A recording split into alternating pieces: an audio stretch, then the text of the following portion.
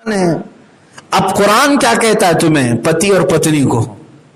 کیا صرف عورتوں کو یہ سکھایا گیا ہے کہ تو ہمیشہ مرد کے چرن میں رہنا، جوتیوں میں بیٹھی رہنا؟ بہت سارے وعدے کر کے آتے ہیں نا، 7 پھیروں میں الگ الگ وعدے ہیں، وچن ہوتے ہیں، الگ الگ قسم کے لمبی لمبی قسمیں ہوتی ہیں کہ میں کتنے دن تک، 7 جنم تک اس کے ساتھ بندھی رہوں گی، فلاں فلاں چیز۔ اب قرآن کیا کہتا ہے سنو، قرآن کہتا ہے ہن لباس لکم وانتم لباس لہن۔ اللہ مردوں کو اور عورتوں کو دونوں کو یوں فرما رہا ہے، مرد عورتوں کا لباس ہیں، عورتیں مردوں کا لباس ہیں۔ کیا مطلب؟ لباس کا مطلب کیا ہے کہ تم اس کی پردہ پوشی کرو گے، عورتیں تمہاری پردہ پوشی کریں گی۔ لباس کس لیے پہنا جاتا ہے؟ جسم کو چھپانے کے لیے پہنا جاتا ہے، ٹھنڈیوں سے بچنے کے لیے پہنا جاتا ہے، موسموں کی سختی سے بچنے کے لیے پہنا جاتا ہے۔ لباس اسی لیے پہنا جاتا ہے۔ تو اللہ نے فرمایا مرد عورتوں کا لباس ہیں، یعنی تم سب اپنی بیویوں کا لباس بن جاؤ، اسے کوئی درد نہ آئے، کوئی تکلیف نہ آئے، ایسا لباس بن جاؤ۔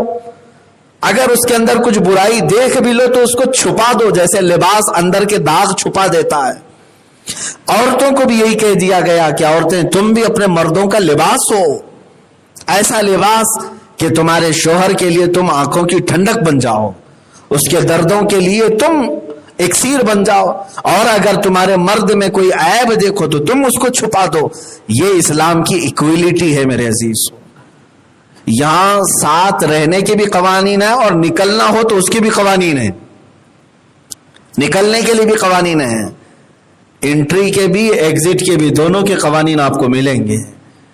تو میں یہ ڈس بیلنس والا معاشرہ آپ کو ہرگز نہیں بتانا چاہتا جہاں صرف کسی مرد کی حکومت ہے اور عورتوں کو صرف پیروں میں رکھا جاتا ہو۔ یہ اسلام کا تصور ہی نہیں۔